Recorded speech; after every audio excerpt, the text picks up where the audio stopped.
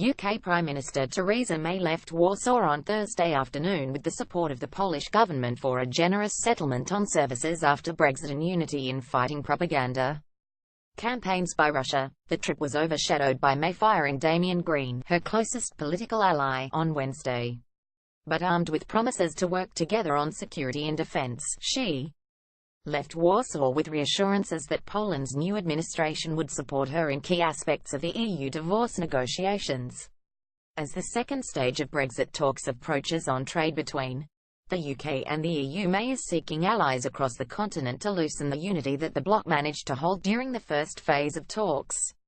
The Polish leader said he regretted losing Britain as an ally against overregulation in the bloc and offered reassurance that they would back some of Britain's claims. "My view is that UK-EU relationship should stay close to where it is now and that the new agreement on economic and trade cooperation should be reached as quickly as possible to ensure clarity for businesses on both sides," Polish Prime Minister Mateusz Morawiecki said in a press conference alongside May. "I deeply hope that our French and German partners are interested in a constructive solution," he said, warning that all the protectionist movements are very dangerous. Russian disinformation. May earlier told a group of veterans from World War II that the United Kingdom and Poland have a long tradition of fighting side by side, before taking that theme to the press conference with Morawiecki. "Our deep ties of friendship will outlast our departure from the EU," she said. The British Premier criticised Russian attempts to spread disinformation in Europe and said a new agreement between Britain and Poland would help to tackle the problem. "We're both deeply concerned about Russian attempts to weaponize information," May said. The two countries agreed to bolster our cooperation to counter Russian disinformation in the region, she said. Green May has pressed the importance of security and defence cooperation to win the support of former Soviet bloc states in the EU as Britain prepares to leave in March 2019.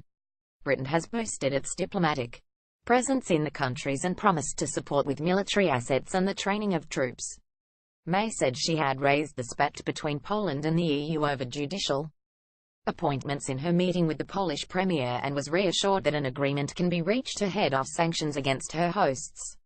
"In Europe we have a collective belief in the rule of law," she said.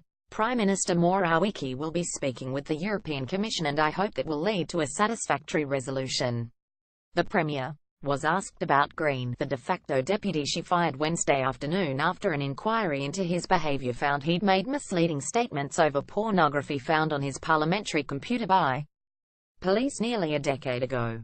Green is the third cabinet minister to quit in 2 months, though the news failed to spark much concern as the FTSE 100 headed to record high. May has racked up a couple of recent Brexit-related successes, meaning the Prime Minister is better equipped to handle Green's departure.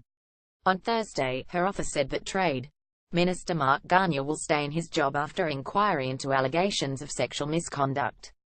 Unlike Green, it was decided that he did not break the ministerial code. May left Poland on Thursday afternoon to travel to Cyprus for a Christmas visit to UK troops.